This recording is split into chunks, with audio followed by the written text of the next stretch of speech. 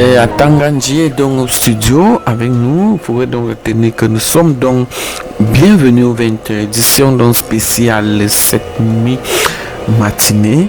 Madame et monsieur, nous commençons déjà à nous mobiliser donc très fortement et lourdement pour donc vous réaliser un dérangement qui se passe donc du côté donc du MSC, qui a donc désbolifié toute situation donc qui pourra donc passer pour la réélection donc du nouveau qu'on doit donc appeler donc qu'ils ont donné le nom de BIA Paul.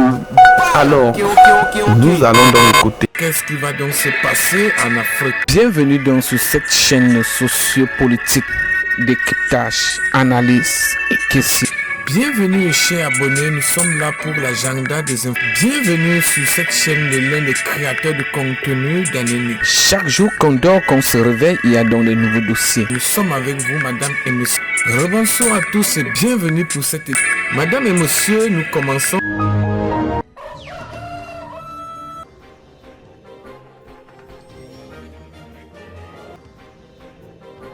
Ce n'est donc pas fini, madame et monsieur. Bonsoir à tous. Nous sommes donc dans l'une des éditions spéciales depuis notre salon de production.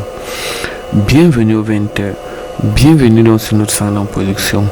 Alors, nous accueillons donc dans ce studio l'un des correspondants qui va donc nous faire cette note de lecture. Qu'est-ce qui va donc se passer en 2025 avec donc le renouveau, monsieur BIA? Qu'est-ce qui se passe avec donc Atanganji qui pilote pour que BIA puisse donc briguer donc un autre mandat pour l'élection présidentielle? Nous écoutons. On va avoir le courage de dire à monsieur BIA qu'il a échoué. Ok, c'est bon. Bon! Ici, pour dire que Paul Biya a encore du soutien à l'extrême nord. C'est faux.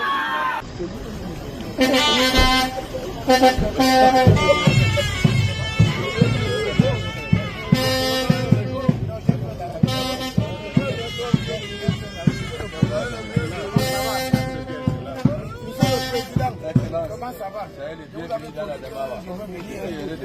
vous avais promis que je vais venir. Merci. On est arrivé excellent. Comment ça va? Je vous en prie, ça va très bien. On va se mettre à l'abri. Tout à fait. Oui, on va même faire ça de manière spontanée. Merci, monsieur le ministre. Vous venez de parcourir l'axe Garoua. On dirait un peu plus de 6 heures. 7 heures précisément. 7 heures. 7 heures 12 minutes précisément. Voilà. Quelle appréciation en faites-vous quand on sait que dans son message de fin d'année à la nation, le président de la République a inscrit la réhabilitation de cette route dans les priorités du gouvernement? On est pratiquement à la moitié de l'année. Oui, bon, vous faites bien de parler du discours du chef de l'État. Pour moi, un discours du chef de l'État, c'est un décret. Donc, en fin d'année, le président Paul Biya a parlé de la réhabilitation à la faveur des rapports. Il y a eu beaucoup de rapports sur l'état de dégradation de la route chaussée Garouanga-Ondéré. Le gouverneur de la région de l'Adamawa a présenté un rapport dans ce sens. Le gouverneur de la région du Nord a présenté. Donc, le chef de l'État, conscient que c'est un problème important, a donc inscrit. Alors, je suis arrivé en visite hier à Garoua et pendant toutes les discussions, c'est-à-dire les populations exprimaient une certaine inquiétude, n'est-ce pas, de constater que rendu au mois, n'est-ce pas, le mois de mai, les travaux n'ont pas commencé. Donc j'ai dit, bon, alors moi en ce moment je ferai donc la route au volant, comme ça au moins le rapport que je transmettrai au chef de l'État ne sera pas un rapport envoyé par quelqu'un, ça sera un rapport basé sur les faits vécus. Voilà pourquoi j'ai fait ce trajet. Vous avez constaté que on a fait 7h12 minutes et puis bon, ça nous permet de voir ce que nous avons vu. Il y a environ 4-5 camions qui se sont renversés. On lutte avec les nids de poules, on lutte avec vraiment. Donc bref, il y a une préoccupation. Alors à un certain niveau, les populations sont sorties et j'ai dit au sous-préfet de rassurer les populations. Que nous pouvons comprendre, n'est-ce pas, les inquiétudes, une certaine frustration, mais j'ai dit, au moins, j'ai fait le trajet au volant de la voiture. J'ai fait ce trajet en 2000. Alors j'ai fait quoi? C'était 2h20 minutes en 2000. Alors j'ai fait le même trajet aujourd'hui avec l'escorte et une voiture, on peut dire adaptée, 7h12 minutes. Donc vous voyez à peu près la différence de 2000 et 2025. Donc c'est donc vous comprenez pourquoi le chef d'État, père de la nation, a inscrit la réhabilitation de cette route dans l'agenda du gouvernement. Donc, monsieur le gouverneur, j'ai reçu mon rapport sur l'état de la route. Le gouverneur de la région du Nord m'a fait le même rapport. Nous allons rendre compte à qui de droit. Et en réalité, je crois que, comme c'était déjà une instruction présidentielle, on va œuvrer dans le sens de l'accélération. Parce que, enfin, j'ai eu l'impression que les populations ne veulent plus des paroles. Ça, il faut être clair. Les populations disent que s'agissant de la route d'Arouangaoundé, que c'est une route que le chef d'État leur a donnée. Mais cette population fait face à des discours et à des promesses. C'est qu'il y a une contradiction entre les instructions ou la promesse du chef d'État. Donc moi je veux rendre compte fidèlement au chef d'État de ce que j'ai vu et je dis que ça sera un rapport, pas sur la base de ce que mes collaborateurs m'ont donné, mais un rapport sur les faits vécus. Voilà, j'étais au volant de la voiture, j'ai fait 7h12 minutes, 272 km, voilà, exactement. Donc, non, je crois que c'était... Bon, vous voyez que je suis debout, donc malgré ce que nous avons vécu comme désagrément, mais au moins on est arrivé, et Dieu merci, on a fait le trajet, mais je crois que c'est un rapport confidentiel qui sera adressé au chef d'État le plus rapidement possible. Et je suis persuadé, connaissant le chef d'État dans l'un de ses discours avait dit l'heure est à l'action. Je crois que ce qui importe aujourd'hui, c'est l'action. C'est l'action et puis les populations veulent cette action. C'est la mascarade. C'est vrai que... Bonjour, la mobilisation de 100 000 jeunes dans la région la plus pauvre du Cameroun, la région la plus sinistrée du pays, pour demander à un homme de 92 ans de prendre encore un mandat de 7 ans n'est rien d'autre que la manifestation la plus payante de la métastase de l'agonie de l'élite RDPC du Grand Nord. Cette incurie n'est rien d'autre qu'un indicateur du niveau de convulsion du parti au pouvoir dans une partie du territoire qu'il a déjà vomi. Ceux qui ont à tort érigé le Grand Nord en sanctuaire de moutons politiques sont aujourd'hui aux abois parce qu'ils n'avaient pas su qu'un jour les enfants du coin se lèveront pour démentir bruyamment ces préjugés qui ont été longtemps construits par des opportunistes impopulaires.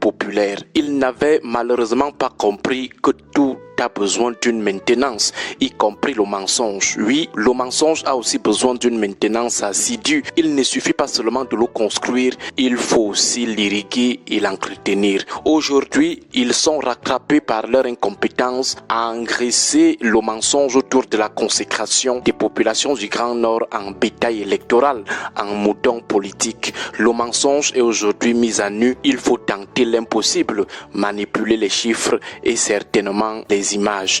Oui, il s'agit d'une grossière manipulation. Il n'y a aucune place de fête à Maroua qui peut contenir 100 000 personnes, même 100 000 bébés, ce n'est pas possible. En plus, au regard de l'adversité politique anti-renouveau qu'opposent ces derniers temps les fils de la région de l'extrême nord, il est complètement illusoire de penser que le RDPC peut mobiliser 100 000 personnes pour la cause biaïenne dans la région. Même si on passe par l'achat des consciences, même si on achète les jeunes à 10 000 francs, c'est impossible. D'ailleurs que les ingénieurs et promoteurs de cette idée irréaliste ne l'ont jamais fait lorsque le RDPC bénéficie encore d'une once de sympathie dans la zone. Ce n'est pas au moment où les éclats de voix internes et externes l'accablent qu'il fera une telle performance. Il s'agit donc d'une simple surenchère médiatique à des fins de manipulation. Cette manipulation n'a pas pour principale cible les opposants ou le peuple camerounais en général. Non, ces ingénieurs n'ont rien à prouver à ces deux catégories. La cible principale, c'est pour Paul Biya qu'il croit encore être le Paul Biya d'avant, c'est-à-dire celui qui pouvait encore avoir un peu de temps pour regarder la télé ou lire les journaux pour savoir que tel mouille vraiment le maillot dans telle région. Ils font semblant d'ignorer que ce n'est plus Paul Biya qu'il faut séduire, mais plutôt ses présumés héritiers qui usurpent désormais de son pouvoir présidentiel.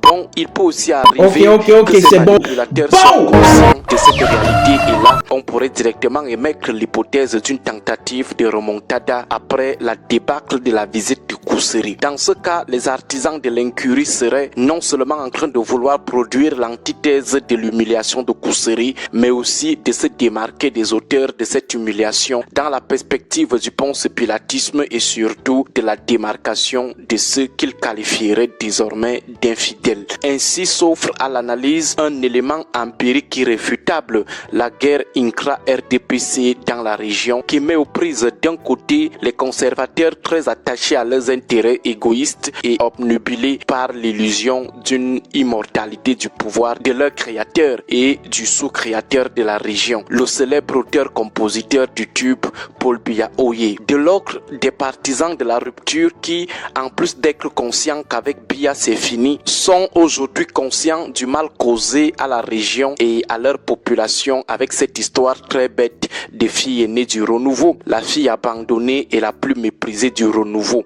Cette dernière tendance a désormais la tête à autre chose. Beaucoup savent aussi que Kabayege Djibril, c'est de l'imparfait très lointain, d'où la grande bataille des potentiels héritiers et fidèles politiques du monarque de Mada. La principauté de Tokombere connaît les mêmes guerres de clans que connaît la principauté centrale de Mvomeka entre les usurpateurs du pouvoir du gourou et les lésés frustrés. Voilà pourquoi dans le discours de certains, on parle de mobilisation attribuée à l'éternel président de la chambre basse de Ngouekele. Autour de cette mobilisation, les tensions sont désormais décomplexées et donc perceptibles. Dans le département même du prince de Mada, ça bouillonne. Certains cadres du parti ont même interdit et d'autres suspendu les enrôlements des jeunes pour aller faire foule à Maroua. Nous parlons bien des cadres du RDPC du Mayo Sava. Globalement, à regarder de près, la mobilisation des rêveries de Maroua en projection est inscrit dans la suite des batailles entre les fils du renouveau de la région, les conservateurs opportunistes inarrêtables et les partisans de la rupture qui conjuguent désormais leur champion national et local à l'imparfait. Une bataille qui puise dans des allégeances tribales locales. Élite Mosgoum, Kotoko et Arabushwa dans le Logon Ishari, Podosko, Matal, Mada, Kanuri et Zouglo dans le Mayo Sava, Mundang, Tupuri, Peul dans le Mayo Kani, Massa, Masai et Tupuri dans le Mayo Danai, Mafa, Nkolta, Mandara, Kanuri et Okre dans le Mayo Chanaga, Peul, Gizga, Mufu et Okre dans le Diamare. Mais au-delà de la question de l'affichage ostentatoire de l'agonie du RDPC version Biya dans la zone, il importe aussi de s'appesantir sur l'intégrité morale de cet événement. La question serait la suivante. Est-ce que c'est vraiment l'extrême nord qui devrait se lancer dans ce type de jeu à plat ventriste notoire? Posons plus simplement la question. Parmi toutes les régions du Cameroun, qu'est-ce que l'extrême nord a vraiment bénéficié de Paul Biya au point de discuter la palme d'or de la région la plus quémandeuse de son éternisation? Les régions qui ont même reçu un peu du renouveau en termes de développement sont tranquilles, mais c'est plutôt la dernière de toutes les régions qui s'excite. Invraisemblable. On est donc clairement dans l'entourloupe car c'est trop beau pour être vrai. Bonne journée à vous tous. La notion du mandat impératif comprend le principe de la loi et de l'esprit de la loi. Disons pour la gouverne de ceux de nos téléspectateurs qui se demandent de quoi nous parlons que dans la Constitution, à l'article 15, alinéa 3, il est clairement dit que tout mandat impératif est nul. Monsieur l'enseignant, je voudrais qu'on commence par vous. Il faut bien qu'on comprenne les notions. Alors, c'est quoi la notion du mandat impératif des élus? Alors, merci pour la parole donnée. Je voudrais d'abord aussi apporter sur votre titre ce n'est pas le principe de la loi, c'est la lettre de la loi. D'accord. C'est très important de apporter cette précision. Et la lettre de la loi, voilà, on devrait écrire, comprendre le principe de la loi et la lettre de la loi. Non, comprendre la lettre de la loi et l'esprit. Et l'esprit. Comprendre la lettre de la loi et l'esprit. Et son esprit. Bon à savoir, je vous remercie. C'est vrai que vous avez pu me dire ça hier quand je vous ai envoyé le texte. Vous voyez, voilà, non, vous voulez absolument que les destinataires comprennent que vous ne savez pas de quoi ils parlent. Non, pas du tout. Non, je le dis de manière complexée. Je le dis de manière complexée, c'est juste pour abuser. La galerie, ça ne me dérange, mais absolument pas. Au contraire, moi j'apprécie. Tout à fait. Alors, le mandat impératif, c'est tout simplement un acte par lequel le mandataire confie au mandant de le représenter au niveau d'une assemblée parlementaire en gardant tout au plus un lien de dépendance avec ce dernier. Ça suppose tout simplement que dans un mandat impératif, le représentant au niveau de l'assemblée parlementaire reste dépendant. Donc, à tout moment, le mandataire peut, n'est-ce pas, le démettre de ses fonctions. Donc, c'est ça qui fait la différence avec le mandat représentatif, où le mandataire, n'est-ce pas, est irresponsable envers le mandat. Est-ce que vous voyez un peu? Donc, il faut comprendre cette notion pour bien voir. Mais, également, il faut voir, dans la pratique constitutionnelle, il y a ce qu'on appelle un lien entre le mandat impératif et le mandat représentatif. Si dans la Constitution on parle de mandat impératif, il est nul, c'est clair, mais il faut voir le jeu des acteurs politiques à travers la représentativité de certaines parties dans les assemblées parlementaires. Cela vient foisonner, vient décrédibiliser cette interdiction constitutionnelle. Donc le mandat impératif tel que constitutionnellement consacré est nul. Cela suppose, je vais peut-être de la redite, pour tout simplement dire que les mandataires, une fois qu'ils sont élus, n'est-ce pas, au niveau des assemblées parlementaires, n'ont pas de devoir de rendre compte à un parti politique. C'est-à-dire qu'ils doivent jouir de leur liberté afin de prendre des lois et de voter les lois qui... Puis de la discipline non, la discipline de parti, justement, donc, n'est-ce pas, c'est... Elle n'est pas au-dessus de la loi. Elle n'est pas au-dessus de la loi. La loi a voulu garder une sorte de pouvoir qu'elle confère aux élus. Tout à fait. Pour que ces élus ne soient pas prisonniers. Parce que quand vous êtes l'article 15 alinéa 1 de la Constitution, le député représente l'ensemble de la nation. Quand on est député, on représente toute la nation et non un parti politique. C'est la raison pour laquelle on dit que le mandat impératif est nul. Donc si un député, une fois qu'il est élu, va défendre les intérêts d'un parti politique, ça voudrait dire qu'il remet en cause la nullité de ce mandat impératif tel que constitutionnellement consacré. Donc il faudrait bien que nos représentants au niveau de la Chambre de l'Assemblée nationale prennent sur eux, n'est-ce pas, de bien comprendre cette notion-là et afin de voter des lois et permettre, n'est-ce pas, à l'État... Et c'est vrai que ce qui est sous-jacent maintenant, c'est est-ce que cette notion du mandat impératif permet à l'élu de s'aliéner la formation politique et d'aller conférer. On va y revenir. Soyez rassurés, on est bien organisé. C'est ce qui est sous-jacent. Mais comme nous sommes encore dans la compréhension des concepts, vous avez un élément de plus à ajouter à cette définition qu'il a donnée? Je vais juste corroborer la définition qu'il a donnée du mandat impératif. Le mandataire n'a pas vocation à rendre service à un groupe. Le mandataire ici, c'est le député. Il est l'élu. Le mandant, c'est l'électeur. C'est lui qui lui confère le... Oui. Le mandataire est l'élu. Je vais dire, le mandataire représente l'ensemble de la nation. C'est ça. C'est-à-dire qu'il agit électorale. Pour ce qui concerne, Vicenzo, s'il vous plaît, ne soyez pas figé. Le conseiller municipal n'est pas l'élu de la nation. Le conseiller municipal est l'élu de la circonscription. À partir de ce moment, lui, il est cloîtré dans une localité. Non? Monsieur Okol, le mandat impératif ne concerne que le député. Le conseiller municipal n'est pas concerné. Le mandat impératif ne concerne que le député. Je ne dis pas le parlementaire, je dis le député. Donc tout mandat impératif est nul, on s'adresse ici au député. Et en cela, du tout. En cela, il a raison. L'article 1 le précise. Chaque député représente la nation. À partir de là, le député agit pour les intérêts de la nation. Et le sénateur représente les collectivités territoriales décentralisées. Okay. Mais il légifère également, le sénateur. Bien sûr, bien sûr. D'accord. Sauf que nous sommes ici au niveau du mandat impératif. C'est ça le nœud du problème. le mandat impératif, monsieur Okol, ne concerne que le député. C'est le seul élu de la nation qui a droit à son mandat. Très bien. Tout mandat impératif est nul, c'est ce que on a dit tout à l'heure. Que le député qui représente la nation, c'est-à-dire qu'il ne doit pas être lié avec ce qu'on appelle la discipline d'un parti. C'est ça. Pour pouvoir défendre les aspirations de la nation. Je dis bien de la nation. Donc, c'est la raison pour laquelle on dit le député, une fois qu'il est devant l'Assemblée, dans une assemblée parlementaire, en l'occurrence l'Assemblée nationale, doit pouvoir voter les lois en son âme et conscience. Il n'est pas le juge qui lance les décisions en s'appuyant sur la loi et sa conscience. Et sa conscience. Il faut apprécier, parce que vous dites les gens où nous sommes écoutés, il faut établir la différence entre le mandat représentatif et le mandat impératif. Et là, j'ai posé la question à Maître Claude Assira en lui disant, Maître, pouvez-vous, s'il vous plaît, pour notre gouvernement, nous dire ce à quoi renvoie la notion? Presque arrivé à la fin de cette édition spéciale depuis nos centres de production, nous décryptons, nous analysons et nous posons la problématique. Alors, bienvenue sur cette chaîne politique d'Afrique. Décryptage, analyse, comme je vous expliquais. Madame et monsieur, rebonsoir à tous et bienvenue pour que cette prochaine édition du 20h, si vous le voulez donc très bien. Bao! Coupez la